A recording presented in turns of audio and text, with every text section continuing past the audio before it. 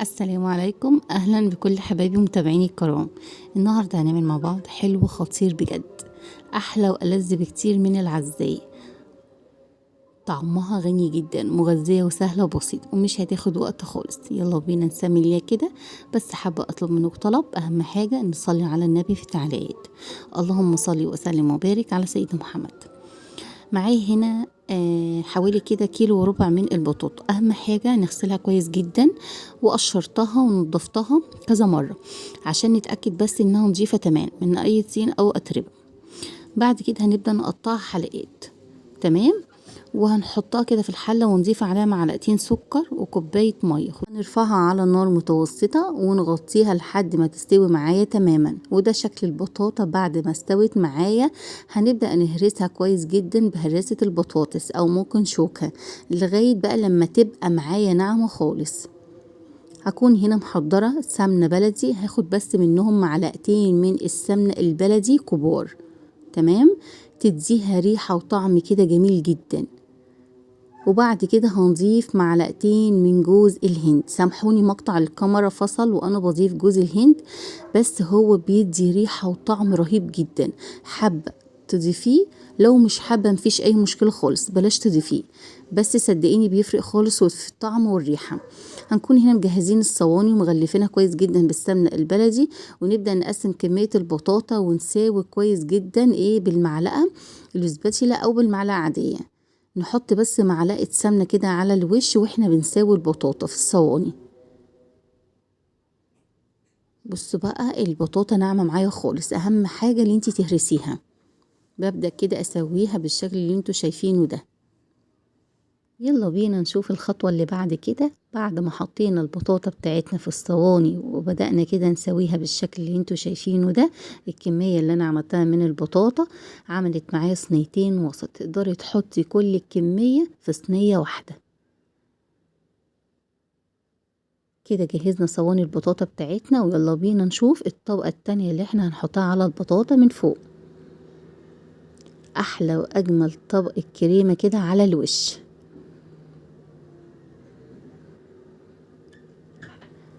في طاسة بقى كده هنحطها كده على النار ونبدأ نسمي الله. هننزل هنا ب3 معالق كبار من السمنة البلدي. تقدري تستخدمي زبدة مفيش اي مشكلة، بس السمنة البلدي بتديها طعم وريحة كده جميل قوي وطعم غني. هننزل هنا ب3 معالق كبار من الدقيق ونحمرهم. اول ما ياخد لون ذهبي فاتح وريحة الدقيق كده كده تطلع معاكي، هننزل هنا ب3 كوبايات من اللبن مع التقليب طبعا المستمر عشان ما يحصلش اي تكتلات. هنضيف هنا السكر، نص كوباية من السكر. سكر كان مظبوط جدا. حطينا في الاول مع البطاطا معلقتين من السكر وهي بتستوي، وهنا نص كوباية. تقدري تزودي من كمية السكر لو حابة كمية السكر اكتر من كده كمان، بس بصراحة كانت كمية السكر كانت مظبوطة جدا على المقدار اللي انا عاملاه. هنضيف بقى بعد ما ضفنا السكر هننزل هنا بكريمة الطهي او قشطة لو متوفر عندك. لو مش متوفر عادي جدا مفيش اي مشكلة، بس الكريمة بتبقى الطعم بقى الغني والألذ. لو ما عندكيش ممكن تضيفي قشطة وش اللبن. لو مفيش قشطة او مفيش كريمة طهي مفيش اي مشكلة، الكريمة بتاعتنا برضو هتبقى طعمها حلو قوي. اخر حاجة بقى بنضيف على الكريمة بتاعتنا هما ظرفين من الفانيليا عشان طبعا الريحة والحلاوة. اول ما يتقل بقى الخليط ويبدأ يعمل فقاقيع كده، يبقى كده جاهز معانا. شايفين شكل الخليط ناعم ازاي؟ جميل جدا مفهوش اي تكتلات. اهم حاجة اللي انتي تقلبي على طول، تبقى ايدك كده في الخليط. واهم حاجة اخر حاجة تحطيها الفانيليا. خلاص كده هنطفي كده عليها النار. اول ما تبقبق كده معانا نعرف ان كده البشاميل بتاعنا كده جهز واستوى معانا. هنبدأ بقى كده نقول بسم الله ونصب البشاميل الحلو ده على الصواني البطاطا ونسويه كويس جدا.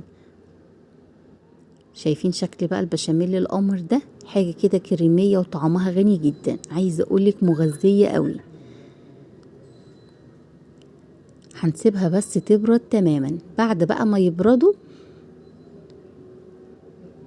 وتبقى الطبقة متماسكة، اخر حاجة بنضيفها على طبقة البشاميل الحلو عسل نحل مع معلقة سمنة بلدي، ونقلبهم كويس جدا، وبالفرشة دي ندهن وش بقى الصينية كله عشان بقى ايه تدينا اللون الذهبي الجميل، وتتحمر تحت الشواية على طول.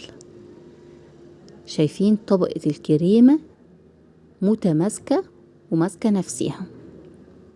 نقدر بقى في الوقت ده اللي احنا نجيب العسل والسمنة وندهن وش ايه البشاميل بتاعنا. عايزة اقولك اضافة العسل مع السمنة، العسل الاسود ممكن تضيفي عسل ابيض مفيش اي مشكلة خالص برضو لو ما عندكيش عسل اسود، هتديها لون حلو قوي وطعم جميل جدا في الاخر. هنحطها بقى تحت الشواية كده على طول تاخد كده لون ذهبي كده، وخلاص كده جهزت معانا. تعالوا بقى اوريكم جمال الصينية وهي لسه طالعة من الفرن. سبتها بس تبرد 10 دقايق، طلعت تحفة. الصينية التانية للأسف وانا بطلعها اتزحلقت مني، والطبق اللي فوق وقعت، والحمد لله قدر الله ما شاء فعل. بس اتشرفت برضو وحمرتها تاني بمعلقة سمنة وعسل، ودخلتها تحت الشواية تاخد كده لون جميل كده من فوق، وطلعت زي الفل والحمد لله. تعالوا بقى نسمي الله ونشوف القمر ده بعد التسوية عاملة ازاي. حاجة كده جميلة بجد يا بنات، حلوة قوي. قطعنا حتة كده ونشوف الجمال من جوه عاملة ازاي. الطبقات فظيعة، وطعم الكريمة حرفيا مع البطاطا رهيب ومغذي جدا. عايزة اقولك بقى تتاكل سخنة وتتاكل ساقعة زي ما تحبوا. في الحالتين بصراحة تتاكل وهي سخنة وهي ساقعة، وكل ما بتسيبيها كده بتبقى في منتهى الروعة. عايزة اقولك طبقة الكريمة غنية جدا، طعمها فظيع مع البطاطا. دي بقى الصينية اللي وقعت مني، بس برضو طعمها فوق الرائع وجميلة جدا. اتمنى تكون الوصفة عجبتكم وجربوه. ما تنسوش تعملوا لايك كبير جدا للفيديو وشير للفيديو واشتراك في القناة. يلا بينا نقول مع بعض دعاء بسيط، حاجة كده بصراحة تريح القلب. اللهم بارك لنا فيما رزقتنا وقنا عذاب النار. اللهم اطعم كل جائع، وبارك في أيدينا وأرضنا وأهلنا، واجعل بيوتنا دايما عامرة بالخير والبركة والرضا والسعادة دايما يا رب. اللهم أمين يا رب العالمين. أشوفكم فيديو جديد على خير، والسلام عليكم ورحمة الله وبركاته.